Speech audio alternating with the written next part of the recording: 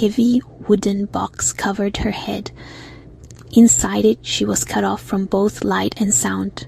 No vision, no hearing, no sense of time. For 23 hours a day, every day for 7 years, she had to return to that box each night.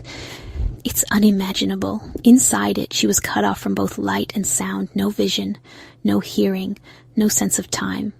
But for one woman, this was her horrifying reality.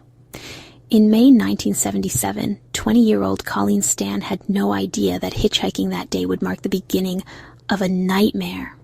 The blue van that stopped for her seemed safe inside were a young couple and their baby. The picture of a perfect family, but behind their smiles hid a terrifying secret. The most shocking part, even though she had countless chances to escape, Colleen voluntarily returned to that box each night for 7 years. She was completely controlled by fear of a mysterious organization, which her captor invented to psychologically dominate her. How could one human being take such complete control over another? This is the story of the Cameron hooker, an example of how far psychological manipulation and control can go. On May 19, 1977, Colleen was hitchhiking from Eugene, Oregon, to a friend's birthday party in California. She was an experienced hitchhiker who trusted her instincts and avoided cars that seemed suspicious. That afternoon, a blue van stopped. Inside were 23-year-old Cameron Hooker, his 19-year-old wife Janice, and their 8-month-old baby. It looked perfectly safe, so Colleen got in. At first, the ride felt normal. They made small talk, but soon the couple's questions became oddly personal, making Colleen uneasy. Then Cameron suddenly sped up. Colleen accidentally spilled grape juice on herself and asked to stop at a gas station to clean up. As she walked toward the bathroom, a voice inside her screamed, "Don't turn back, run." But she ignored her instincts, thinking she was just being paranoid.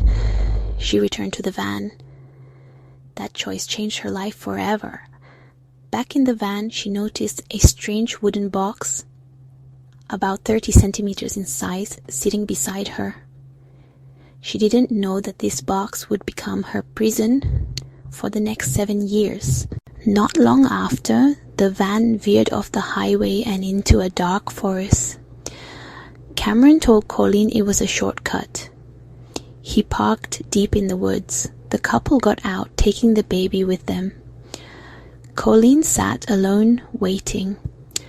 She saw Janice playing with the baby outside, but Cameron was nowhere to be seen.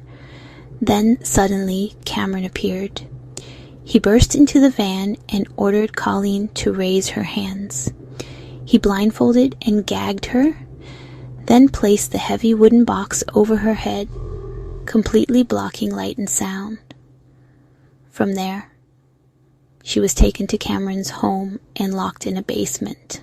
Colleen would spend nearly 23 hours a day inside that box. For the remaining hour, she was subjected to Cameron's instructions, lessons, or punishments.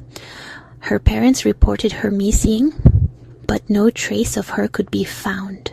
The story takes an even darker turn when we learn about Cameron and Janice's relationship. Janice was also a victim. She had been abused and manipulated into submission shortly after meeting Cameron. Eventually, she agreed to marry him, but the abuse never stopped. One day, Cameron told Janice he wanted to bring in another woman. Janice, desperate to stop the violence against herself, made a deal. If he found another woman, he would stop hurting her. Cameron agreed, and they began searching for a hitchhiking female victim. Imagine the desperation it takes to offer up another person just to survive. It was 8 months into her captivity when Cameron created the ultimate tool of control. He told Colleen he was a member of a secret global organization called the Company. He claimed it trafficked and monitored slaves worldwide. He said even the local police were part of it. He forced her to sign a contract and began calling her by the initial K. He told her that if she tried to escape or told anyone the truth, the company would torture or kill her family. Colleen believed every word. After signing the contract, Cameron gave her limited freedom. She was allowed out of the basement to do housework and take care of their children, but every night she had to return to the box. Incredibly, Colleen felt grateful for this freedom. In February 1978, Janice became pregnant with their second child. Cameron, despite his promise, began demanding physical intimacy from Colleen. Janice, consumed by jealousy, grew increasingly resentful. When the family moved into a trailer, Colleen was kept in a cramped space under the bed. After the second baby was born, Colleen spent more time outside the box, caring for the children. They thought she was just a family friend. They had no idea she lived in a box beneath their parents' bed. Eventually, Colleen earned so much of Cameron's trust that she was allowed to walk around the neighborhood, go shopping, and even clean motel rooms for money. Still, despite all this freedom, she never tried to escape. The reason? Fear of the company. Every night she still returned to the box on her own. In 1981, 4 years after her abduction, Cameron allowed Colleen to visit her family. He told her the company had given permission. Colleen returned home to Oregon and told her parents that Cameron was her fiancé. She begged them not to call the police. Sensing something was wrong, her parents stayed quiet, afraid of losing her again. After the visit, Cameron felt Colleen had tasted too much freedom and locked her back into a more restricted lifestyle for another 3 years. That period for Colleen was the most painful of all, because now she knew what freedom felt like. In 1984, she was allowed to work again, but most of her earnings went to Cameron. That's when he made a shocking proposal. He wanted to marry her officially as his second wife, claiming the company had approved. For Janice, this was the last straw. Feeling her place in the family threatened, she finally confessed the truth to Colleen. The company doesn't exist.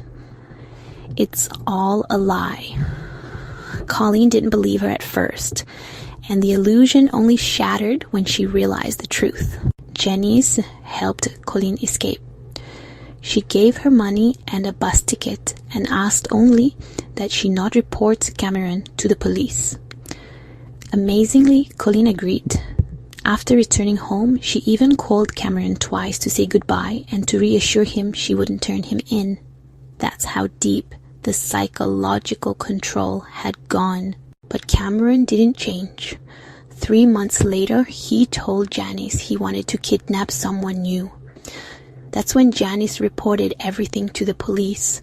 At Cameron's 1985 trial, Janice revealed that Colleen wasn't his first victim. Years earlier, a 19-year-old woman named Marie Elizabeth had also been taken, but unlike Colleen, she never made it out.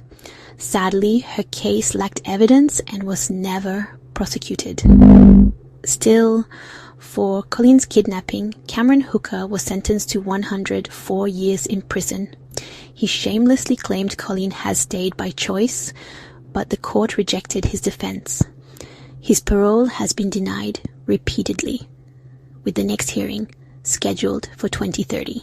Colleen, after being freed, changed her name, got married, and became a mother.